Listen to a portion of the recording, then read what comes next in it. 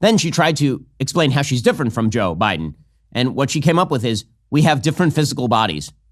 Yeah, we noticed. Yeah, great. Congratulations to you, lady. What do you think would be the biggest specific difference between your presidency and a Biden presidency? Well, we're obviously two different people, and we have a lot of shared life experiences. For example, the way we feel about our family and our parents and so on. But we're also different people, and I will bring those sensibilities to how I lead.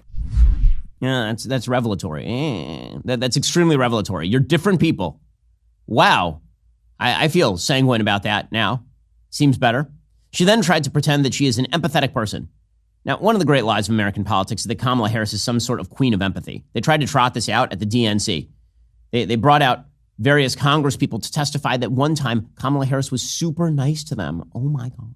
Well, here she was being super empathetic about the most recent hurricane. So she's asked, you say that Ron DeSantis didn't pick up the phone for you. And, have you made a habit of being involved in hurricane relief efforts? When's the last time that you were regularly involved in that? She's like, well, in the last 5 minutes or so. Now, he said this morning, you've never called regarding any of the storms Florida has had since you've been vice president until apparently now, and called it political. What's your response to that? Well, first of all, I have called and talked with, in the course of this crisis, this most recent crisis, Democrat and Republican governors. Called, taken the call, answered the call, had a conversation. So obviously, this is not an issue that is about partisanship or politics for certain leaders, but maybe is for others. Mm-hmm.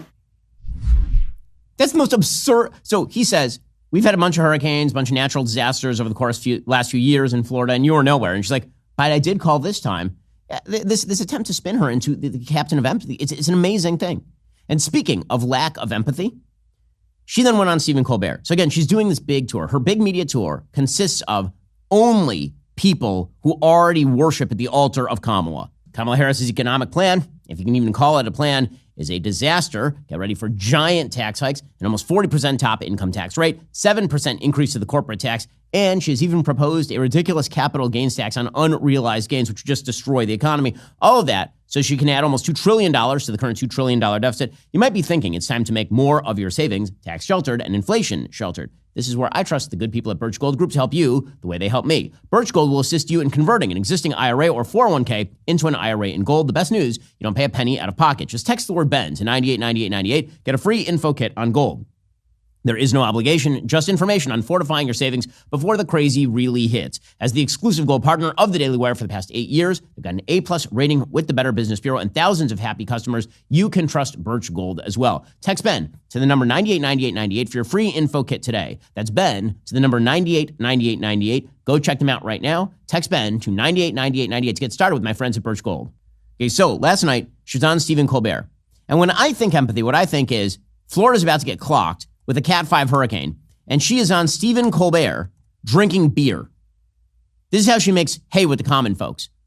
Nothing, by the way, nothing appeals to blue-collar white men like watching this upper-crust elitist who clearly has never had a Miller High Life in her life pretend to be something she's not. You're going to climb on a John Deere tractor next and drive around with a shotgun. Probably going to adopt the accent. She's going to code switch here.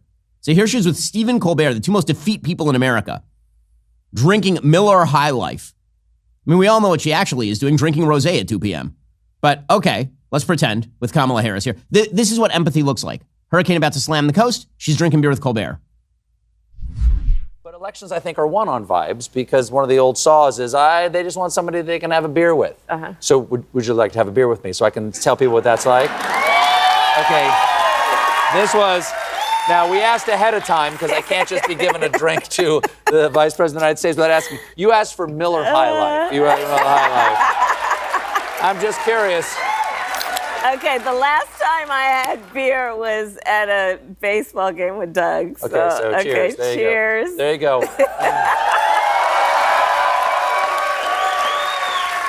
Ooh. Yeah, she's really chugging it there. It's like the beautiful city of Milwaukee, Wisconsin. The champagne of beers. There you go. Wow, she can even read the label. Absolutely incredible. You should have asked her when's the last time she finished off a bottle of wine herself. In any case, that seems like empathy right now. People are suffering in the country. North Carolina's still underwater. Florida's about to get clocked.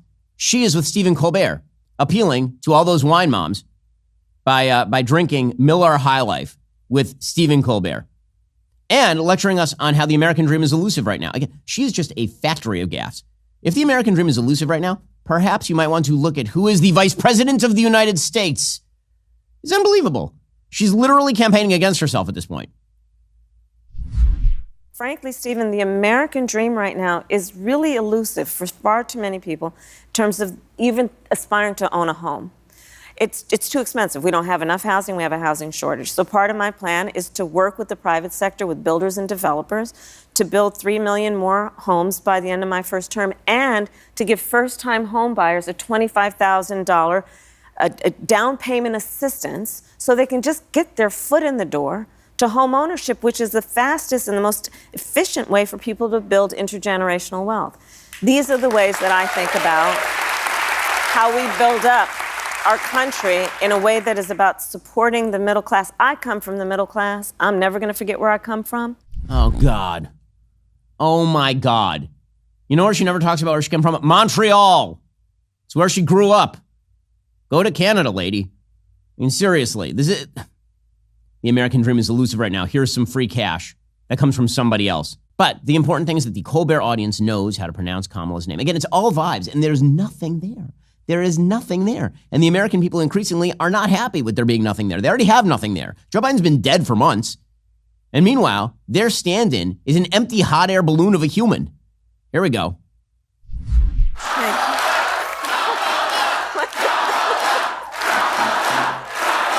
That's a campaign rally. It's a campaign rally at Colbert. Pronounce my name. Thank you all. Thank you.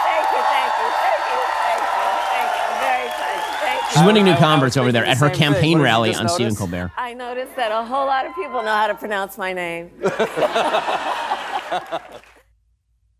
She is hilarious. My goodness. It's like watching Louis C.K. up there. Just wow. She kind of capped her tour with yet another Call Her Daddy, but this one is supposed to be for males. The problem is that Howard Stern is no longer relevant to the American political conversation. He's no longer relevant at all. Howard Stern, how old is Howard Stern right now? 127 years old? Howard Stern is currently 70 years old. That old perv. He's 70 years old, and he's still talking about bodily orifices. At a certain point, gentlemen, it's time to grow up.